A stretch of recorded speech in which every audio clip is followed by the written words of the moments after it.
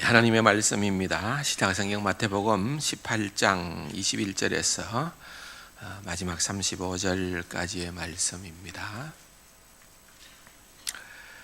다 같이요.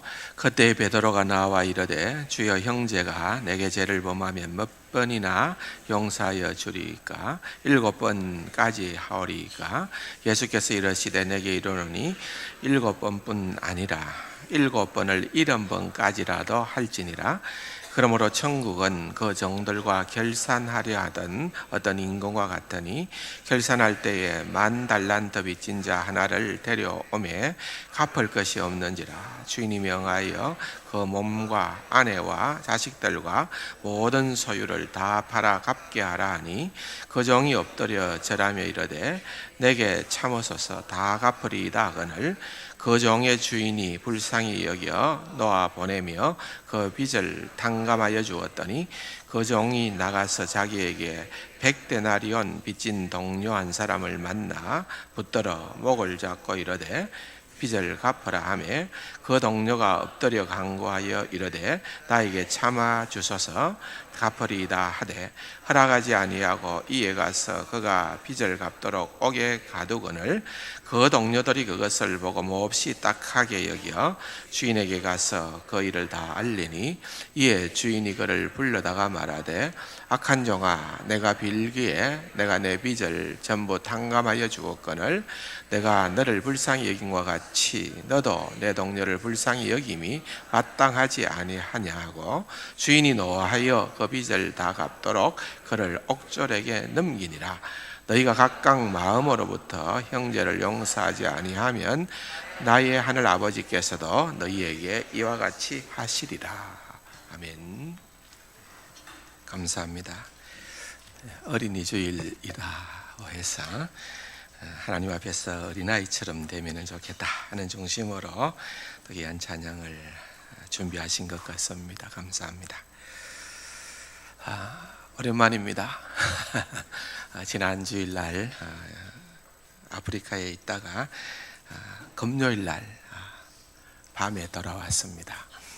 한 13일 정도 다녀왔습니다만은 짧은 시간이지만은 그래도 먼 여행을 생각하니까 아프리카는 갈 때마다 그런 생각이 들어요. 다시는 안 가야지 하는데 가고 나면은 가서 사역을 또 보면은 잘 왔다 이런 생각이 들었어요. 지난번에는 우간다 갔었고 이번에는 이제 남아공을 갔었는데 월요일 날 밤 1시 비행기였어요. 타고 목적지인 남아공의 이스트 런던에 도착을 하니까 우리 시간으로 수요일 새벽 6시였습니다. 그러니까 하여튼 비행기 안에서 밤을 2번 세운 거가 된 것 같아요. 시차도 7시간 정도 와서 아직까지 조금, 지금은 좀 나은 것 같아요. 1부 예배 시간, 2부 예배 시간에는 또 좀 멍했습니다.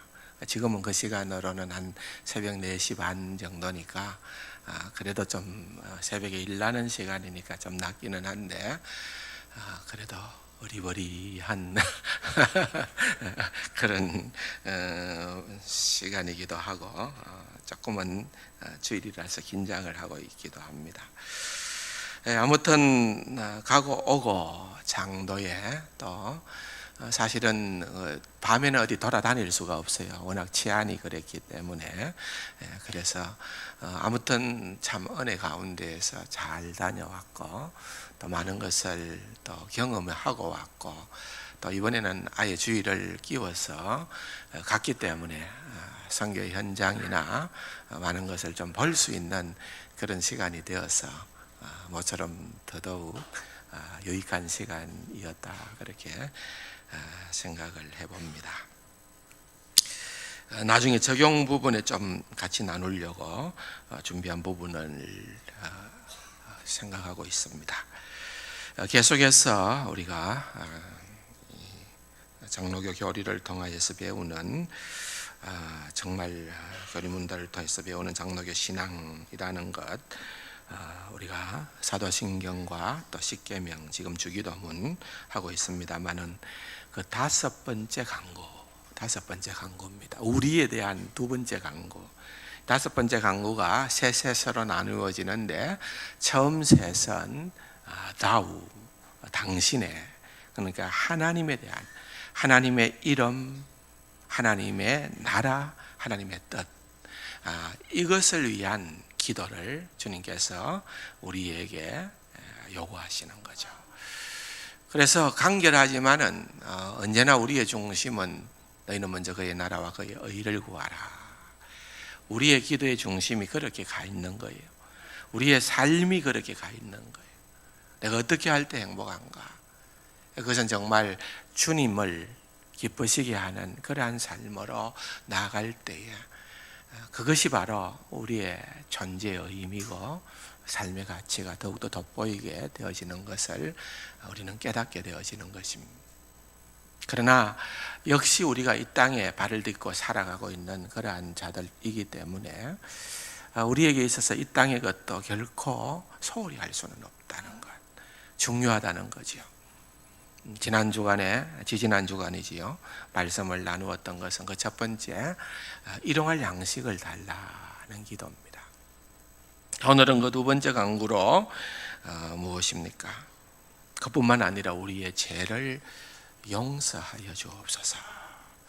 궁극적으로 우리의 죄를 용서해 달라고 기도하는 이유는 뭘까요? 그것은 깨어진 하나님과의 관계를 정상적으로 회복시키는 거예요.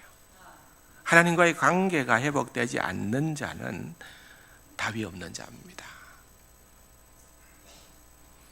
그런데 자세히 이 주기도문을 보면은요, 셋 강구가 되어 있는데 우리에 대한 이 세 강구는 우리가 분류를 그렇게 해서 그렇지 사실은 처음부터 끝까지 한 문장입니다. 영어로 말하면 and라는 말이 계속 나와요. 그리고 일용할 양식을 주옵소서. 그리고 우리 죄를 사하여 주옵소서. 그리고 이런 식으로 세 가지가 한 문장으로 길게 연결이 되어져 있습니다. 그 이유는 다른 것이 아니라 어떻게 보면 이 세 강구는 우리에게 꼭 필요한 강구이기도 하지만은 이 세 강구 가운데 어느 한 강구라도 우리가 빠뜨려지면은 전체가 무너져 버리는 거예요. 다른 것이 아무것도 아닌 것이 된다는 거예요. 이해가 되실는지 모르겠습니다만은 우리가 세상적으로 아무리 일용할 양식이 풍족하고 부유해도 여러분 하나님과의 관계가 정상적이지 않으면 어떻게 될까요? 늘 우리는 삶이 불안할 수밖에 없습니다. 늘 전전긍긍할 수밖에 없습니다. 대표적인 예가 다윗 아니겠습니까? 왕이 되었습니다. 이제는 그를 쫓는 무리가 없습니다. 그를 죽이고자 하는 사울 일당도 다 끝이 났습니다. 그런데 이제 왕이 되었고 세상의 부귀와 영광이 다 주어졌고 모든 것이 다 되어져 있지만은 다윗이 불안해지기 시작하는 거예요. 왜? 그가 지은 죄로 인하여서. 세상 사람들은 다 속였지만은 불꽃 같은 눈으로 살피시는 하나님은 그의 범죄의 사실을 주목하고 계신 것입니다. 불안한 거예요. 언제 그가 진정으로 살로움을 누렸을까요?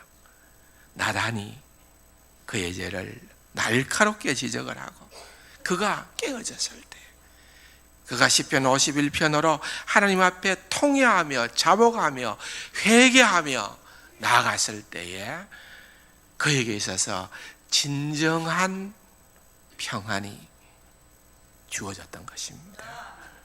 그러므로 여러분 다 이것이 바로 관련이 되어 있어요. 그러므로 주님께서 우리에게 좀 길지만은 이 세 가지 강구가 우리에게 동일하게 진행되어야 되고 있어져야 하기에 말씀하고 계시는 것이다. 그렇게 이해를 해야 되는 것입니다. 우리가 죄를 사함받았다는 사실, 또 우리가 이 세상을 살아가면서 끊임없이 우리가 짓는 죄들에 대하여서 주께 제사함에 대한 간구를 해야 되는 이것은 너무나도 우리에게는 현실적으로 중요하다는 것입니다.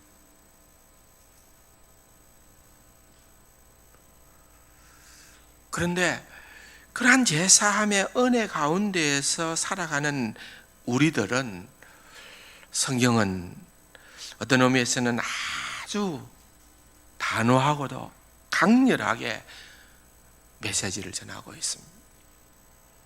용서받았느냐? 그러면 너도 용서하라는 거예요. 사랑을 입었느냐? 그러면 너도 사랑하라 하는 거예요. 율법의 대강령이 뭐냐? 하나님을 사랑하고 이웃을 사랑하라는 것입니다. 말로 다 알 수 없는 은혜를 입은 자가 저와 여러분이다. 영원히 죽을 수밖에 없는 자들이다.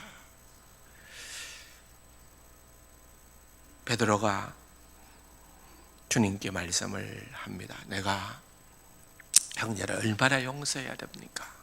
7번만 하면 됩니까? 주님께서는 7번의 70번까지라도, 이것은 어떤 의미에서는 한계가 없다는 거예요. 용서의 한계, 우리가 이거 참 고민하는 부분 아닙니까? 용서하자, 용서하자, 용서하자. 그런데 이거는 못하겠다. 아니, 이 사람은 못하겠다. 죽어도 못하겠다. 이런 것들을 우리가 나름대로 갖고 살아간다는 거죠. 근데 그게 아니라는 거예요. 우리는 이 용서의 한계에 대하여서 하나님의 은혜를 깨달아야 된다는 거예요. 비유로 말씀을 하셨습니다. 10,000달란트를 빚진 자, 100데나리온을 갚아라고 요구하는 자, 같은 사람이지요. 그런데 내가 10,000달란트를 용서받았다면은 자기에게 100데나리온을 빚진 자는 당연히 용서해야 된다. 그것이 주님께서 주시는 메시지예요. 잘 실감이 안 나죠? 데나리온과 달란트가 그 돈의 단위를 우리가 잘 모르기 때문에 그렇죠. 이런 겁니다. 한 데나리온은 노동자가 하루에 벌 수 있는 그런 돈, 그 정도예요. 하루의 노동의 품삯입니다. 그거 가지고서 사실은 온 가족이 그냥 하루를 연명하는 겁니다. 뭐 나라별로 다르겠지요. 남아공화 같은 데는 아마 모르겠어요. 하루 종일 흑인들이 수고해도 몇천 원 못 벌 거예요. 2, 3천 원도 안 될 거예요. 한 달 월급이 한 달에 받는 그런 돈이 2, 3만 원도 안 될 거예요. 그런 정도의 삶을 사는 거예요. 우리는 또 좀 다르지 않습니까? 그런데 어쨌든 한 데나리온은 한 가족이 적어도 먹을 만한 하루의 노동자의 받는 수입료예요. 근데 1만 데나리온이 한 달란트입니다. 한 사람이면은 10,000날을 노동을 해야 받는 돈, 아니면은 10,000명이 하루 동안 일하는 그 분량이죠. 그게 1달란트. 그러므로 1만 달란트입니다. 1만 달란트. 주님께서 100데나리온과 1만 달란트, 이게 차이가 100만 배예요. 100만 배. 이 차이를 이렇게 크게 두신 것은 의도하심이 있겠죠. 크게 비교할 수 없을 정도로 큰 차이라는 거예요. 이해가 되십니까? 여러분, 어떻게 보면은 이게 우리의 모습입니다. 어떻게 보면은 우리가 하나님께서 우리를 죄인 되었던 저와 여러분을 용서하시고 제사해 주시고 하나님의 백성 삼아 주신 것은 1만 달란트를 능가하는 거예요. 적어도 그렇지 않습니까? 제삭은 뭐라고요? 사망이라 그래요. 제삭은 사망이라. 죽었던 저와 여러분들을, 허물과 죄로 죽었던 우리들을 주님께서는 살려주셨기에 그 은혜를 생각하면은 우리는 감격하지 않을 수가 없고 감사하지 않을 수가 없고, 그 은혜에 보답하지 않는 삶을 사는 것은 진정한 은혜를 모르는 자라는 거예요. 내가 구원의 은혜를 받았고 하나님의 놀라운 사랑과 긍휼을 힘입었고, 그렇다면은 그런 은혜를 받은 사람은 당연히 그 삶이 내가 용서받았기에 용서하는 삶, 한계가 없이 용서하는 삶, 내가 사랑받았으니까 한계가 없이 사랑하는 삶, 내가 긍휼을 받았기에 그러한 긍휼을 계속해서 우리는 베푸는 삶을 살아가야 된다는 것입니다. 그러지 못하는 것이 바로 우리의 현재적 모습 아니겠습니까? 그것이 바로 죄가 아니겠습니까? 죄라고 하는 것은 하나님과 그분의 말씀과 뜻에 대항하는 행위입니다. 좀 더 쉽게 말하자면은 십계명을 비롯하여 하나님께서 내려주신 계명을 어기는 것입니다. 좀 더 엄밀하게 말하자면은, 여러분 소요리문답 14문에 보면은 그렇게 나옵니다. 죄란 무엇인가? 같이 한번 읽어볼까요? 죄란 하나님의 법을 순종함에 부족하거나 그 법을 어기는 행위다. 하나님의 법에 순종함이 부족하거나, 다 그렇죠. 뭐 우리가 다 어찌 다 순종을 할 수 있나? 어기는 것. 순종은커녕 어기는 자들이에요. 그러므로 우리가 다 죄인이라는 것입니다. 물론 성경을 통하여서 우리가 볼 때는 사실 우리는 주께서 우리에게 행하라고 한 것을 행하지 않거나, 또한 하지 말라고 하는 것을 행하거나, 이런 것이 뭐예요? 우리의 자범죄입니다. 그런데 그것뿐만 아니라 우리는 원래 우리의 모습은, 우리의 태어남이, 우리의 존재가, 타락 가운데 우리의 존재는 죄인이라는 거예요. 원죄가 우리를 주도하고 있다는 거예요. 가만히 보세요. 세상의 나쁜 짓은 가르쳐 주지 않아도 다 아이들이 커가면서 다 알아요. 왜 그렇습니까? 원래 죄인이기 때문에 그렇습니다. 원래 죄인. 죄를 굳이 가르쳐 주지 않아도 돼요. 근데 알게 되는 거예요.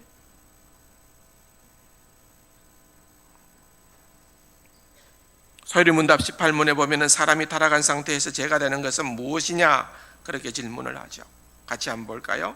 사람이 타락한 상태에서 죄가 되는 것은 아담의 첫 범죄와 근본적인 의의 결핍과 그의 온 성품의 부패인데, 이것을 보통 원죄라고 하며 여기에 뒤따르는 나오는 모든 실제적 범죄도 다 포함한다. 그러므로 여러분, 이 죄라고 하는 거, 우리의 죄를 사해달라라고 할 때 그 죄는 굉장히 포괄적입니다. 영어로 말하면 신죄라는 것도 있고요, 또한 길트라는 게, 길트라는 건 죄책이라는 거, 죄책. 우리가 나쁜 짓을 하고 날 때는 이 깊은 죄책감이 오는 거예요. 죄책감. 또 이 죄라고 할 때는 이것은 빚을 의미하는 거예요. 감당할 수 없는 그러한 빚을 우리가 졌다는 거예요. 그러므로 우리는 어떻게 해서든지 정말 받은 바 사랑에 보응하여서 사랑의 빚을 갚아가는, 사랑의 부족함을 더욱더 실행에 옮길 수 있는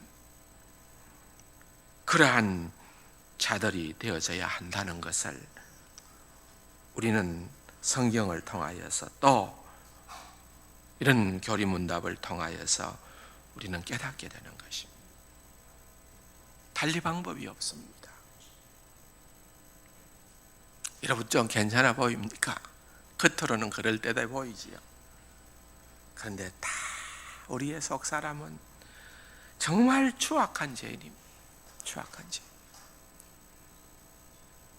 하나님의 은혜다. 그래서 하이델베르크 교리문답서에 보면은요 이렇게 얘기를 하고 있습니다. 우리의 사죄의 근거의 출발점이 어디냐, 그것을 얘기를 하면서 다섯 번째 강구는 무엇입니까? 그렇게 126문에서 이 얘기를 하는데요, 하나님께서 여러분 그리스도의 보혈을 보시사, 그래서 파란 글씨입니다. 그리스도의 보혈을 보시사 우리의 모든 죄가와 아직도 우리 안에 있는 부패를 불쌍한 죄인인 우리에게 돌리지 마옵소서. 그렇게 기도한다는 거예요. 내 의가 이래서 하나님 나를 사해달라고 강구하는 자들이 아니라 항상 우리가 붙들어야 되는 것은 그리스도의 보혈이라는 거예요. 그리스도의 보혈. 주님, 이 보혈의 공로로, 이 샘솟듯 하는 그리스도의 보혈의 공로로 우리의 모든 죄가 씻겨짐을 믿습니다. 그렇게 소망하고 그렇게 갈망하는 것. 웨스트민스터 소리문답 105문에도 보면은 하나님께서 그리스도를 보시고 우리의 모든 죄를 값없이 용서해 주시기를 원하십니다. 동일한 내용이죠. 하나님께서 우리를 불쌍히 여기시고 용서해 주시는 것은 우리가 이뻐서가 아니에요. 우리가 잘나서가 아니에요. 우리가 그럴 만한 자격이 있는 자들이었어요. 아니라는 거예요. 하나님께서 그리스도를 보시고 십자가를 보시고 보혈을 보시고 그로 인하여서 저와 여러분들을 사하여 주시고 저와 여러분들을 복된 구원의 자리로 인도해 주신다는 거예요. 사실 우리가 얼마나 연약한 존재입니까?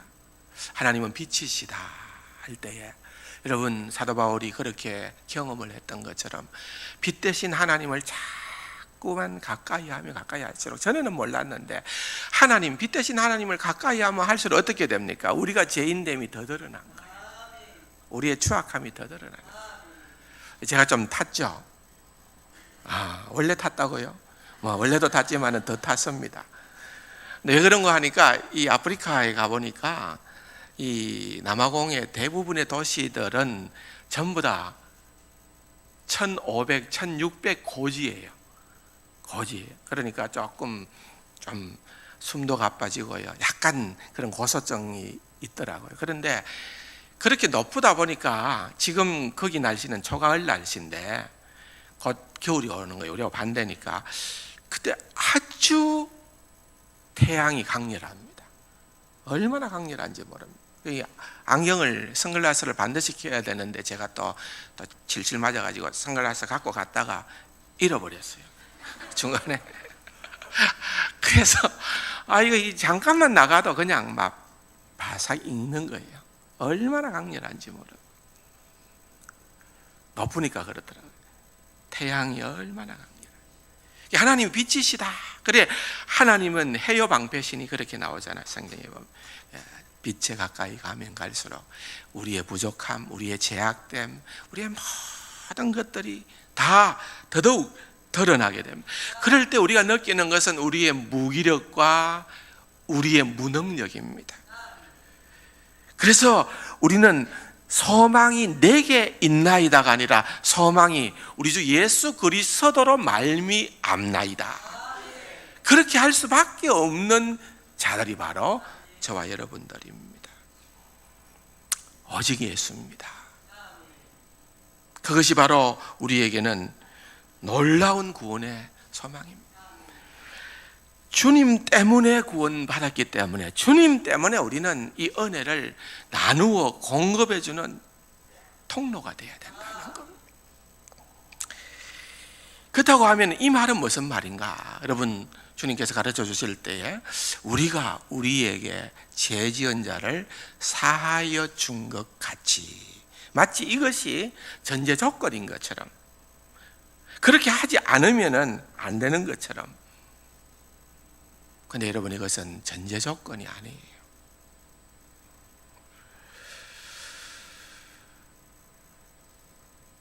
이것은 우리가 하나님의 은혜를, 하나님의 용서를 받은 자라고 한다면은 하나님의 그 용서하는 성품을 반영하는 것은 너무나도 당연한 일이고 자연스러운 일이고 마땅히 해야 될 의무라는 것을 강조하는 것입니다.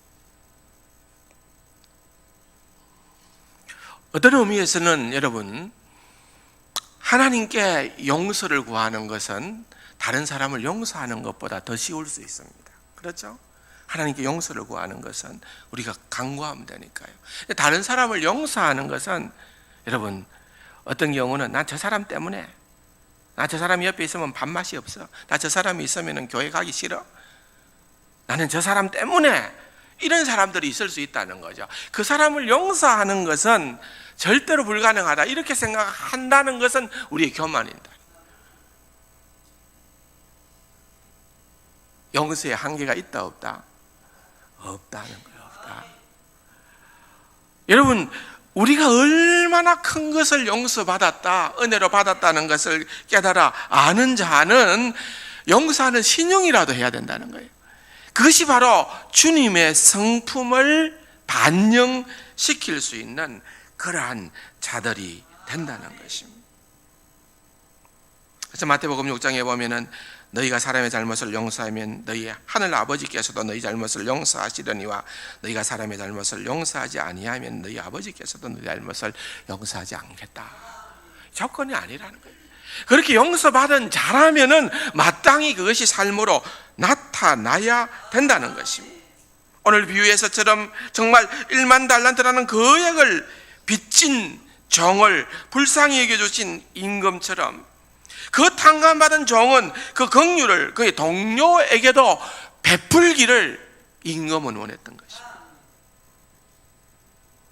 하나님에게 불쌍히 여김을 받은 자는 마땅히 자신에게 빚진 이웃을 불쌍히 여겨줘야 돼. 그렇게 하지 않았을 때에 악한 종은 진노의 대상이 되었던 것입니다. 그러므로 용서하는 일, 용서받는 일은 구별될 수가 없습니다. 이것은 직접적으로 밀접하게 연결이 되어져 있습니다. 그래서 하이델베르크 교리문답 126문에 보면은 이런 표현이 나옵니다. 주의 은혜의 증거가 우리 안에 있어서 우리가 이웃을 용서하기로 굳게 결심한 것처럼 그랬는데, 좀 더 쉽게 풀었으면 이렇습니다. 남을 기꺼이 용서하려 하는 우리의 마음이 하나님의 은혜가 우리 마음 속에 거한다는 증거이다. 하나님의 은혜가 우리 속에 거한다면은 여러분, 남을 기꺼이 용서할 수 있어야 된다는 거예요. 남을 기꺼이 사랑할 수 있어야 되고 남을 기꺼이 품을 수 있어야 된다, 그 말이에요.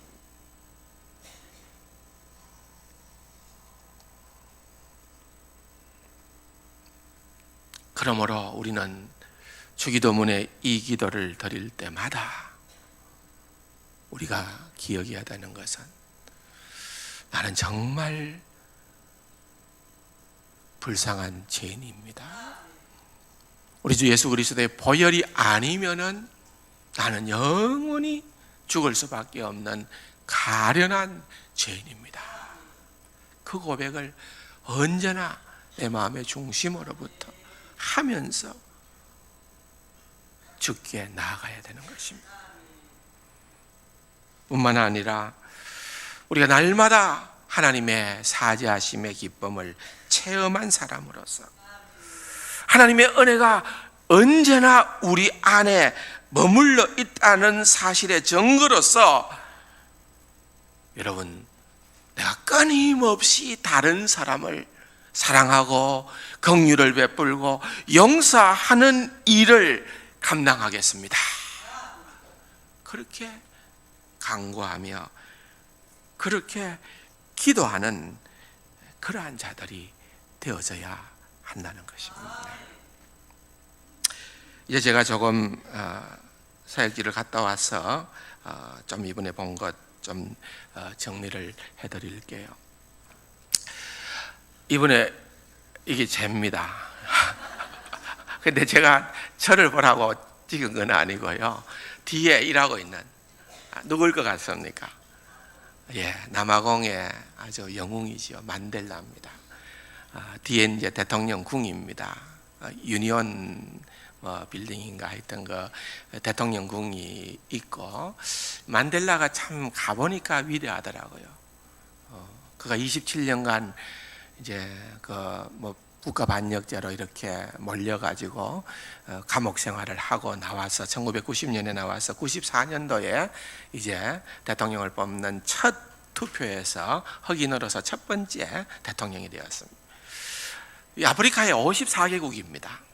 공식적으로 아프리카가 54개국인데 54개국이 전부 다 독립을 하면서 흑인들이 백인들을 다 추방했습니다. 근데 어떤 결과가 나오는가 하면은 흑인들이 백인을 추방하고 나니까 흑인들이 자력으로 살 수가 없어요. 기술이 없어요. 농사를 지을 수 있는 기술도 없어요. 이 남아공이라는 나라가 이 아프리카의 그 젖줄입니다. 그래서 아프리카의 모든 야채나 모든 게 딴 데 안 되지는 않을 텐데 기술이 없어서 그런지 모르겠어요. 하여튼 다 공급됩니다. 다 공급돼요. 그래서 여러분, 심지어는 남아공에서 사과 하나 이런 게 감 하나 1,000원짜리가 우간다 올라가면 이게 10,000원이에요. 10,000원.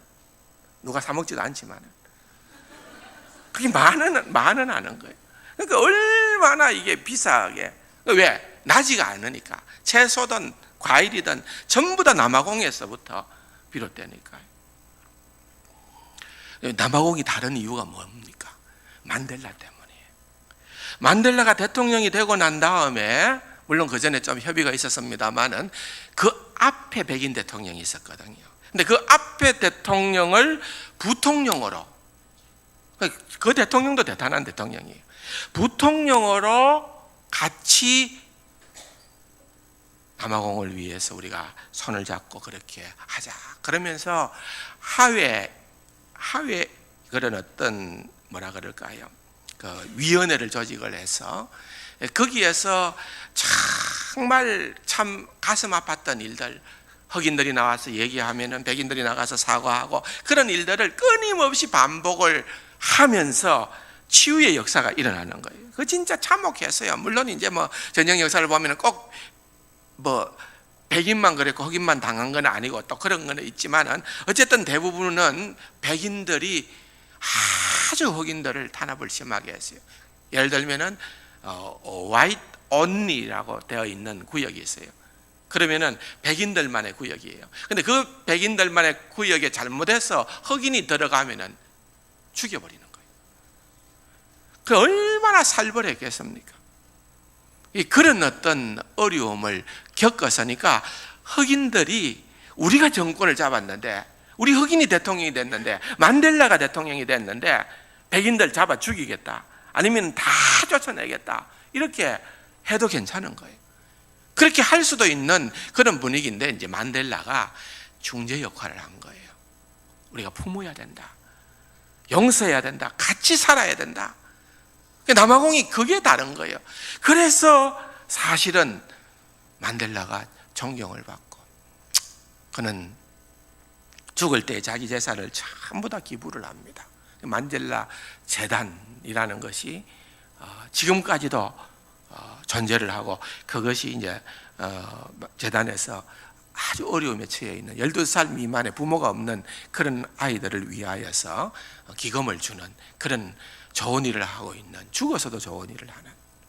그래서 사실 저 만델라는 굉장히 존경받는, 백인이든 흑인이든 할 것 없이 역시 한 사람의 인물이 얼마나 지도자로서 중요한가 하는 것을 알게 됩니다. 그 바로 밑에 제가 이제 가보니까 진행이 안 되는데, 바로 밑에 내려가 보니까 저게 뭔가 하면 이제 전쟁 참전 기념비예요. 제일 왼쪽에 있는 것이 O가 떨어져 나갔는데 코리아 되어 있어요. 코리아. 남아공이 한국 전쟁에 참전을 했더라고요. 공군으로. 많지는 않아도 참전을 했어요.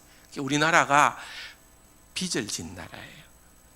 우리가 갚으러 가야 돼요. 사실은 더 많이 가야 돼요.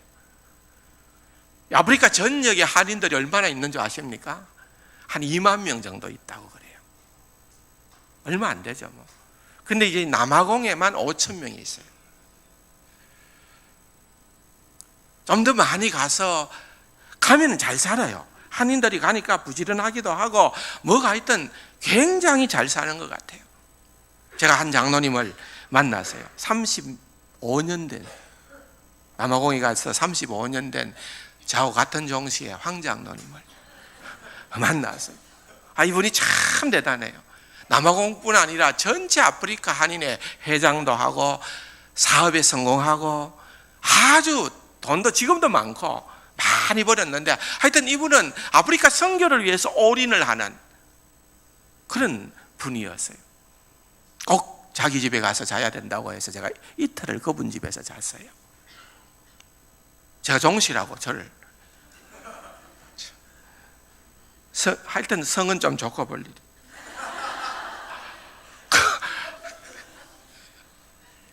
근데 이분이 이제 한인교회, 제일 큰 교회가 이제 우리 교단 목사님이 그 담임을 하는, 우리 교단 교회는 아니에요. 거기 교단 의식이 없으니까 이제 담임 목사님이 이제 우리 교단 목사님인데, 후배 목사님이 이제 거기서 담임을 하면서 한 10,000평 정도 되는 큰 교회를, 그리고 옆에 또 한 3만 평을 사놓고, 그 교회가 교인 수가 한 400~500명 되는데 그렇게 큰 일을 하고 있더라고요. 많은 일을 하고 있는데, 이제 이 장로님은 교회와 또 상관없이 지금은 원로예요. 75세나 됐는데, 이분이 새벽 기도를 같이 가자고, 새벽 기도 마치고 나니까 목사님 제가 수년 동안 하루도 빠지지 않고 하는 사역이 있는데 따라가 보십시오.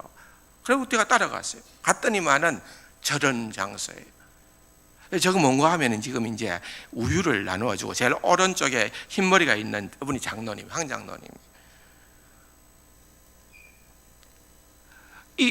가니까 뭔가 하면은 강가에 아무것도 없어요. 아무것도 없는데, 집도 없고 아무것도 없는데 웨이크업 하고 가음을 지르고 돌멩이를, 작은 돌멩이를 던져서 하더라고요. 일하라는 거예요. 그러니까 좀 있으니까 이런 노숙자들이 쭉 수십 명씩 나오는 거예요. 계속 나오는 거예요. 나오는데 이 장로님이 찬양을 하기 시작해요. 영어로도 하고 이 부족말로도 하고 한 15분간 찬양을 하니까 저 친구들이 그냥 찬양을 따라해요. 계속 따라하고, 그 다음에 이 장로님이 이 찬양하는 모습 한번 볼까요? Let us go and praise the Lord. Let us go. Let us go and praise the Lord. Let us go and praise the Lord. Let us go and praise the Lord. 예, 뭐 제가 좀 촬영을 했습니다. 이 화면 다시 좀 조절해 보세요. 거기 보면은 이게 뭔가 한번 보십시오. 이게 뭐 같습니까? 자세히 보면은 담벼락 밑에 그 뭐 있습니까? 비닐 하나 있죠. 저게 저들 사는 집이에요. 저기서 나오는 거예요. 그 다음에 보면 또 주변에 일어났어요. 이 지금 날씨가 굉장히 쌀쌀해요. 영하까지도 내려가요. 영하까지도. 그런데 저기에서 살고 아무것도 없어요. 그러니까 막 그냥 누더기 걸치고 나와가지고서 그렇게 해서 우유하고 이 장로님이 그냥 자기가 그 아까 처음에 보이는 그분 집사님은 그 공장에 같이 일하는 집사님이 나와서 나눠주는 거예요. 몇 군데를 가서 나눠주는 거예요. 얼마나 귀한지 모르겠습니다. 얼마나 놀라운 일이죠. 근데 저렇게 해가지고 저분들이 돈을 버는 게 자기 마을에서 버는 것보다 몇 배나 많이 번대요. 그래서 연말이 되면 고향 간다 하면 또 차도 관광버스를 대절해 주면은 구석구석에 비닐에 돈을 사가지고 그걸 꺼내오고 물건을 사가지고 그것을 이고 막 잔뜩 그렇게 가는 거예요. 근데 그게 그들에게 있어서는 행복이라는 거예요. 저 사람들 가운데에서 신실한 사람들은 또 불러서 자기 공장에 취직을 시켜주고 그 가운데 또 믿음이 좋은 사람은 신학 훈련을 시켜서 이제 목사를 만들기 위해서 그렇게 애를 쓰고 얼마나 이 장로님이 진짜 그 집은요, 제가 사는 집에 가보니까 집이 보통 집이 아니에요. 그런데 아침마다 저렇게 나와가지고 저 친구들하고 같이 찬양하고 저 친구들 먹는 밥을 그 자리에서 현장에서 같이 먹고 그대로 출근을 하고. 이 황장로님 보면서 많은 도전을 받았습니다. 얼마나 귀한 장로님입니까? 제가 피곤하지만은 그런 어떤 선교지에 가면서 이런 하나님께서 보배처럼 사용하시는 하나님의 그런 숨은 일꾼들을 만난다는 게 제게는 엄청난 은혜입니다. 얼마나 좋은지 모릅니다. 감사하고요. 그 다음에 제가 오기 전에 잠시 만났던 후배 목사님이 또 거기에 두 번째로 큰 한 170, 80명 모이는 한 7년 전에 개척한 교회가 하나 있어요. 은혜로 교회라고. 근데 이 목사님이 저한테 와서 인사를 하고 목사님 잠깐 좀 저랑 같이 가시겠습니까? 해서 갔더니만은 이런 걸 보여주는 거예요. 제일 왼쪽 위에 오른쪽 위에 집이 이제 그 교회에서 장만한 집이에요. 뭔가 하니까 좀 전에 보았던 그 아이들, 남아공에 여러분들 상상도 할 수 없을 정도로 많은 아이들을 유기하는 거예요. 태어나면은 이 아이들이 어린이날에는커녕 애들이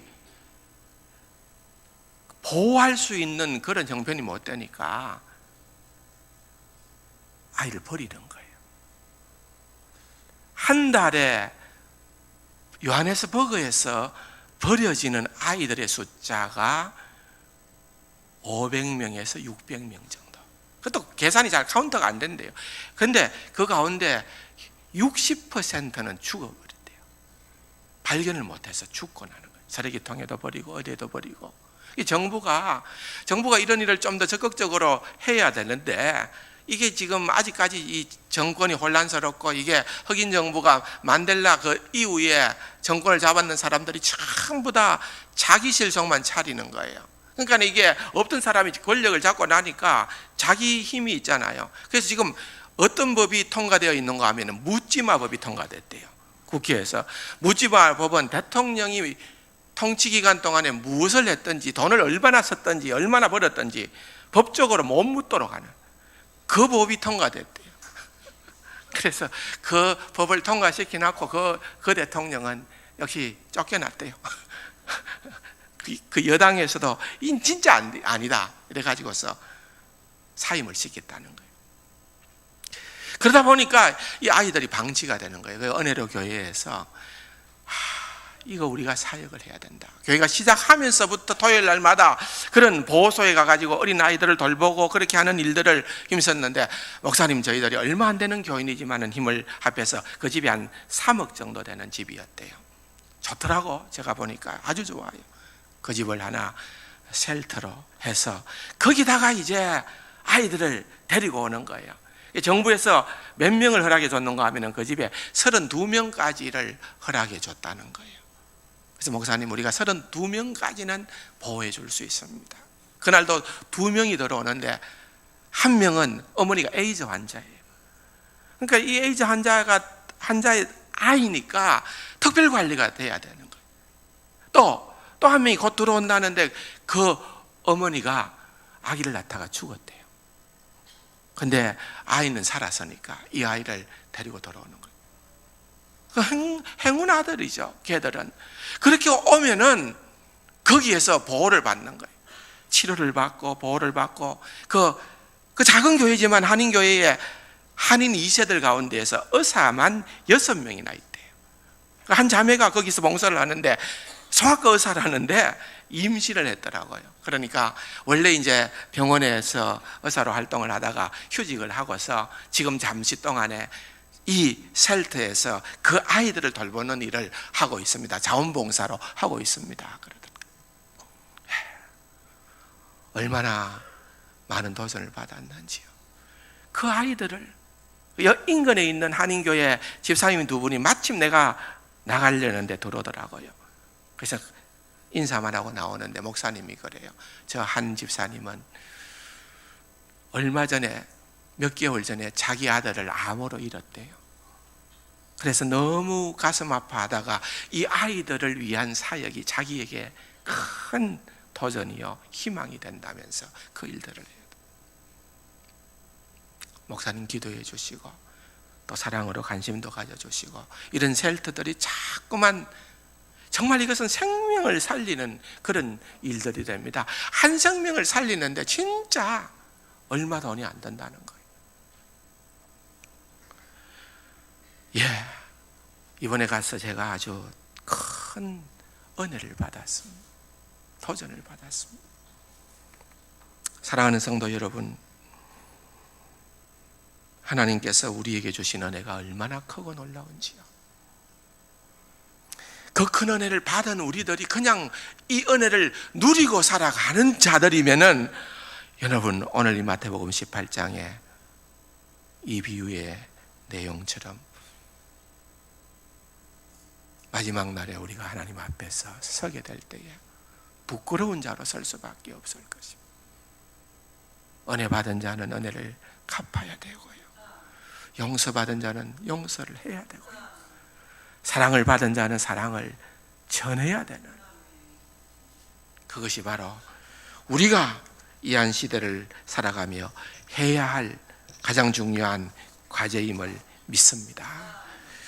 아무쪼록 이와 같은 일들을 위해서 더욱더 주님 앞에 날마다 간구하고 우리의 연약함을 내려놓고 하나님의 은혜의 통로가 될 수 있도록 기도하며 같이 꿈을 꾸어보는 우리 세간 가족들이 되기를 주님의 이름으로 축원합니다. 좋으신 아버지 하나님, 은혜와 사랑을 감사드립니다.